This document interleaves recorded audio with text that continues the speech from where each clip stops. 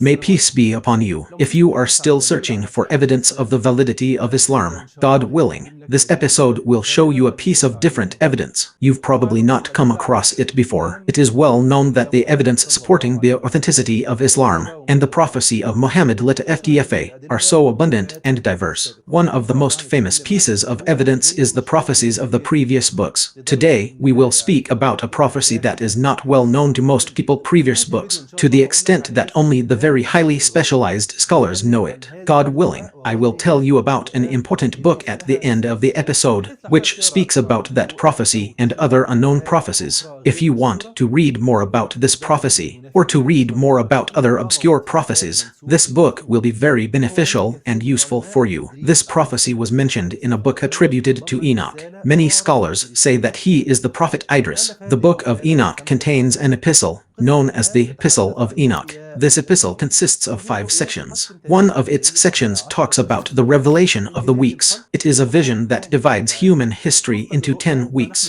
from the beginning of creation until the end of the world. According to the revelation, we are now in the 9th week. This revelation mentions so important events, including words about a group of prophets. The revelation shows specific prophets for a defined reason that I will mention later. There is an important word about the 9th week that we are living in now, then about the 10th week, which mentions some details. Lastly, the end of the world. Before I show you the Revelation's text, I must tell you some crucial information. The Book of Enoch is a holy book for the Ethiopian Church. It is available in its entirety in the Ethiopian language, but the value of this book is not whether it is sacred or not, regardless of whether its attribution to Idris is correct or not. The importance of this book lies in its being a very old book. Can you see the pictures on the screen? These are fragments of the Book of Enoch in Aramaic. These parts were found among the Qumran manuscripts, which dates back to the 1st or the 2nd centuries BCE. Surely the date of the manuscripts is not the date of writing the text itself, so the text itself is older than the date of those manuscripts.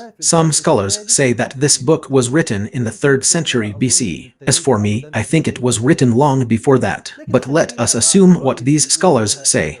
Because the point is the antiquity of the text, meaning that the text of the revelation of weeks existed before the advent of Christianity, and hundreds of years before Islam. So, this negates the idea that this book was influenced by Christianity or Islam. Moreover, the Holy Epistle of Jude, as for Christians, also referred to the Book of Enoch. The Book of Jude 1:14-15. Enoch, the 7th from Adam, prophesied about them.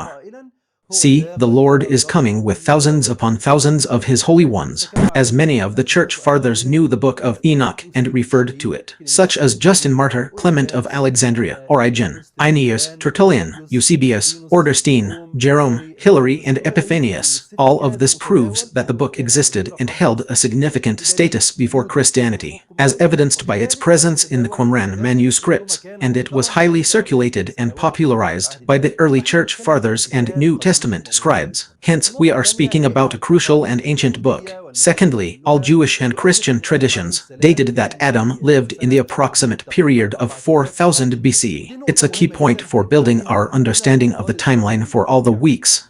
Thirdly, we said that the revelation divides the history of the world into 10 weeks. The question that arises is, what is the duration of each week? Certainly, it does not mean a week like our week, because the events that occur every week in the Revelation are enormous and very significant. So, it is most likely that the intended week equals 700 years, and each day of the week equals 100 years. This is what many scholars, like Richard Lawrence, said, as you can see on the screen. It is clear that a day here is equivalent to 100 years. Consequently, a week signifies a period of 700 years. For example, the first week covers the period from 4000 to 3300 BCE. This refers to the 0 year, the creation of Adam, to the year 700 BC. The same applies to the remaining weeks. Now let us turn to our main topic, the revelation of the weeks. The text says, and after this it came to pass that Enoch was speaking from the books. And Enoch said, concerning the sons of righteousness, and concerning eternally chosen ones, and concerning the plant of uprightness, these things I will say to you, and make known to you, my children, I myself, Enoch, according to what was shown to me from a heavenly vision. and from the words of the holy angels I have learned, and from the heavenly tablets I have understood. And then he began to recount from the books and here he is speaking about the first 700 years after Adam, according to traditional dates from 4000 BC to 3300 BC. Based on the text, Enoch was born at the end of the first week, while the world was full of goodness and people lived in obedience to God Almighty. The following text says, "And after me, in the second week great evil will arise, and deceit will have spouted up, and in it a man will be rescued. After it has ended, iniquity will increase, and a law will be made for sinners."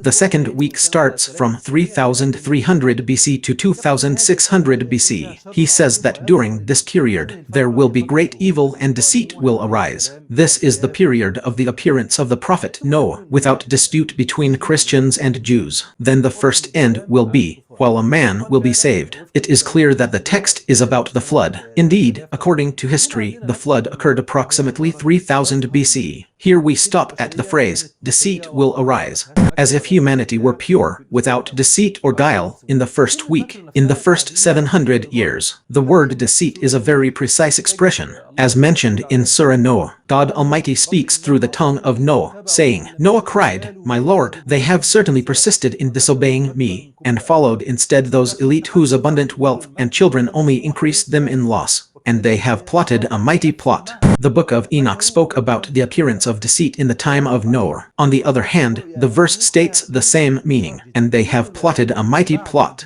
It is a striking harmony, which suggests that Enoch's vision has great value. Then he says, it is that after the end of the flood, sin will increase once again. So, after the end of the flood, humanity returned, and people returned to polytheism. God sent messengers to them, but they denied them. So, God Almighty destroyed them. The second week ends. Then he says, "And after this, in the third week, at its end, a man will be chosen, as the plant of righteous judgment, and after him there will go forth the plant of righteousness forever and ever." The third week from 2600 to 1900 BC. So, who is the chosen person so that righteousness would come from his descendants? There is a near consensus in Jewish and Christian interpretations that this intended person is the prophet Abraham. Indeed, according to traditional dates, the prophet Abraham lived in the year 2000 BC, precisely at the end of the week, in accordance with what the text mentioned. And from the descendants of the prophet Abraham came the prophets But note that each week has a specific beginning and end. This responds to those who say that weeks are just unknown periods of time. They are definitely wrong, as evidenced by this week and the rest of the weeks. Generally, the vision says, "And after this, in the fourth week at its end, visions of holy and righteous ones will be seen, and a law for every generation, and an enclosure will be made for them." The fourth week from 1900 to 1200 BC, and at the end of that period was the prophecy of Moses, and the law of the Torah, which gathered the children of Israel. So, according to traditional dates, Moses lived in 1200 BC. Therefore, it is agreed that this section refers to Moses and the Torah. Then the text states, "And after this, in the fifth week, at the end, a house of glory and royalty will be built unto eternity." The fifth week from 1200 to 500 BC. During that period, according to the text, the house of glory and royalty, or what is called the temple, was built. All opinions agree on this, and so far, there is no disagreement. There is no significant disagreement in the interpretation of the previous texts. All scholars agree on it. But starting from this text, the differences begin to appear. Scholars differed and asked, does it refer to the first temple, that by Solomon, or the second temple, which was built after the Babylonian captivity? The first temple was built around 900 BC, which means that it was in the first half of the fifth week, while the text says that the temple will be built at the end of the week. But the second temple was built around 515 BC, meaning it was just before the end of the week. This strongly confirms that it is the second temple and not the first. Note that we only read the dates and events and apply them to the vision. Anyway, the vision continues, "And after this, in the sixth week, those who will be blind in it, all of them, and the hearts of them all will fall away from wisdom, and in it a man will ascend, and at its end the house of the kingdom will be burned with fire, and in it the whole family of the chosen root will be scattered." The sixth week from 500 BC to 200 AD. Truly, after the the Babylonian captivity, people lived in a state of significant aberration. The law changed, and polytheistic worship became an essential part of the temple. Judaism became a mixture of Persian and Babylonian paganism, and the according to their belief, Elijah ascended to heaven.